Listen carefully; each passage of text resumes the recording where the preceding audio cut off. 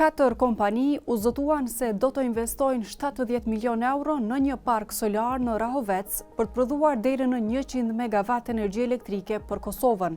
Por deri më tani, në teren nuk ka asnjë shenjë të projektit.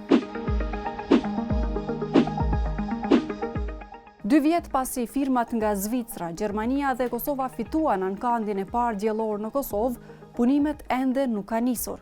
Parku solar parashihet të ndërtohet në një hapësirë prej 117 hektarësh në fshatrat Kramovik dhe Petković, i njohur edhe si Guri i Kuq, ndërsa rryma e prodhuar nga dielli të shitet Kosovës për 48 euro e 88 cent për megawatt në orë. Çfarë po ndodh me projektin? Pasi fitoi ankandi në marsin e 2024-s, konsorciumi Lindja Solar i përbën nga kompanitë Grup Orllati, Holdigaz SA, ZPV dhe Jaha Solar, nënshkroi në maj të atij viti edhe një marrëveshje me Ministrinë e Ekonomisë për ta zhvilluar projektin.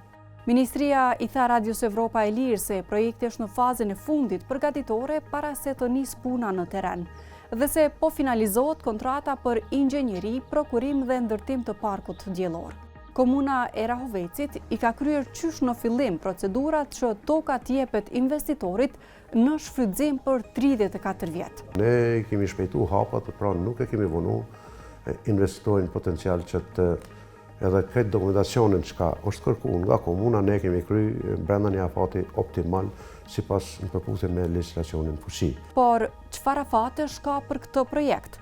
Ministria tha se sipas marrëveshjes, prodhimi i energjisë nga parku duhet të nisë në nëntor të 2026-s. Marrëveshja parasheh po ashtu mekanizma penalizues për çdo muaj vonesë deri në afatin përfundimtar, majin e 2027-s. Qeveria e Kosovës ka një garanci bankare prej 7.5 milion eurosh nga Lindja Solar. Dështimi eventuali i këtij parku solar, sipas njohësve të energjetikës, do të ndikonte negativisht tek investitorët e tjerë që synojnë të vinë në Kosovë. Unë nuk besoj që qeveria do t'i merr ato 7.5 milion euro, po ndoshta do të shkojmë apet përsëri në për këto gjykatat e arbitrazhit, edhe përsëri ne do të paguajmë, për ndryshe në terma më gjerë, ky do të ishte një sinjal shumë i rëndë, shumë i keq, shumë jo i favorshëm për klimën e investimeve në Republikën e Kosovës. Pse u vënua ndërtimi i parkut solar? Kryetari i Rahovecit pretendon se ka mosmarrveshje midis kompanive që sipas tij e kanë vënuar për gati 2 vjet nisjen e punimeve në teren. Megjithëse ka pas një paqartësi brenda konsorciumit, ata bisedu pak më herët në tha që unë për 2 muaj e gjys besoj që duhet një anes punës. E mirë po tash që i bjen diku ka maj, mos po janes, e nëse janes atëherë ai ka thënë se për 1 vjet e kryej. Grup Orllati, kompani zvicrane e një shqiptari nga Rahoveci, nuk ju përgjigj Relit në lidhje me këtë, ashtu sikurse 3 kompanitë e tjera pjesë e Lindja Solar. Parku diellor në Rahovec parashihet të jetë i pari i tillë për shtetin.